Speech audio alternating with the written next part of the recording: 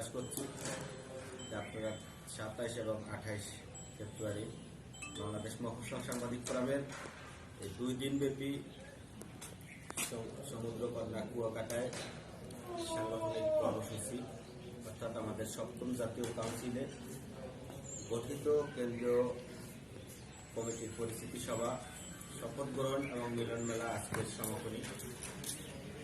বাংলাদেশের বিভিন্ন প্রান্ত থেকে আপনারা অংশগ্রহণ করেছেন, বিভিন্ন জেলা উপজেলা থেকে। আপনাদের প্রতি অনেক অনেক শুভেচ্ছা, শুভকামনা। আপনারা জানেন বাংলাদেশ মফস্বল সাংবাদিক ফোরাম 2013 সাল থেকে আমাদের এই 14 দফার আন্দোলন পরিচালনা করে যাচ্ছে সাংবাদিকদের পেশার মর্যাদা রক্ষার জন্য, সাংবাদিকদের দাবি অধিকার এবং সাংবাদিক নির্যাতন বন্ধে আমাদেরকে 14 দফার আন্দোলন রয়েছে। এই আন্দোলনকে বেগবান করার জন্য আপনারা সর্বস্তরের নেতৃবৃন্দ আমাদের সহযোগিতা করে যাচ্ছেন। আমাদের এই 14 দফা আন্দোলনের সাথে আপনারা সহযোগিতা হিসেবে আপনাদের সহযোগিতা কামনা করছি। প্রিয় বন্ধুরা, আমাদের এই বছরের কর্মসূচির মধ্যে আমরা অগ্নিজরা মার্চ উপলক্ষে আমাদের সারা দেশে সাংগঠনিক সকল কর্মসূচি অনুষ্ঠিত হবে। সাংগঠনিক শাখাগুলোকে আরো বিদ্যমান করার জন্য আমাদের কর্মসূচি রয়েছে। আমাদের যারা কেন্দ্রীয় নেতৃবৃন্দ রয়েছেন, কেন্দ্রীয় নেতৃবৃন্দের যে সব জেলায় দায়িত্ব প্রদান করা হয়েছে, ওই সকল জেলায় আপনারা আপনাদের সাংগঠনিক কার্যক্রম পরিচালনা করবেন। যে সকল শাখা নিষ্ক্রিয় রয়েছে, যে সকল শাখায় আমাদের কমিটি নেই, সেই সব শাখায় কমিটি গঠনের জন্য আমি আপনাদের প্রতি অনুরোধ জানাবো। আপনারা আন্তরিকতার সাথে আমাদের এই শাখাগুলোকে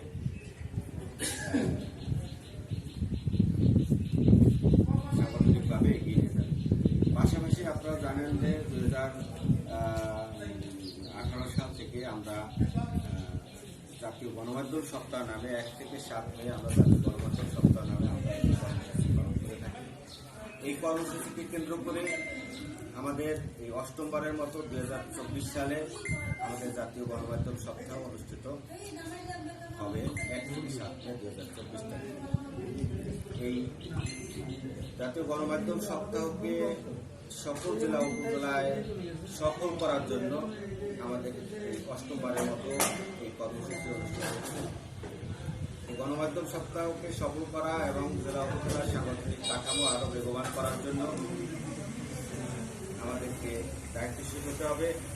আগামী মে মাসের আগে আমাদের শাখাগুলোকে গতিশীল করার দায়িত্ব সকল কেন্দ্রীয় নেতৃবৃন্দের এবং সকল শাখা সময়ের নেতৃবৃন্দের। আগামী 13 রমজান আমাদের কেন্দ্রীয় কমিটির ইফতার পার্টি রয়েছে, আপনারা সকলে সেখানে আমন্ত্রিত।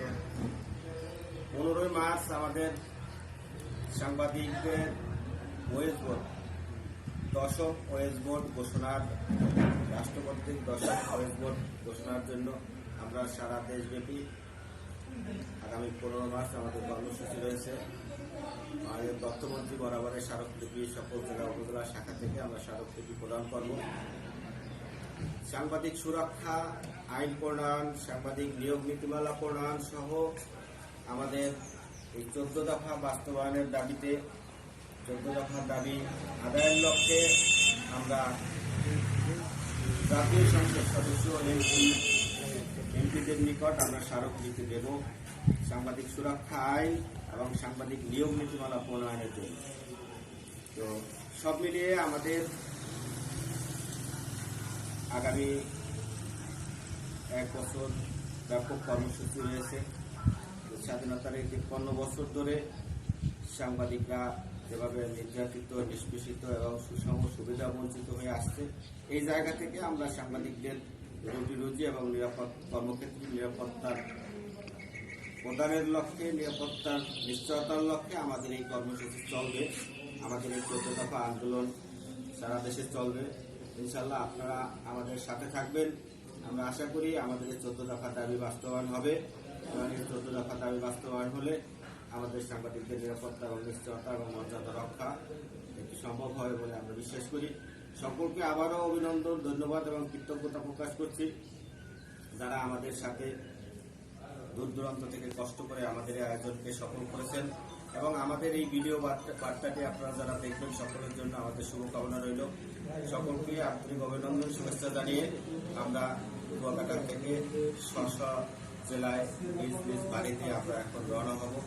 সকলের সুস্বাস্থ্য এবং নিরাপদ ভ্রমণ আমরা আশা করছি। আপনারা সুন্দরভাবে সুশৃঙ্খলভাবে আপনারা নিজ নিজ বাড়িতে চলে যাবেন। সকলের জন্য শুভকামনা। আল্লাহ হাফেজ। জয় বাংলা।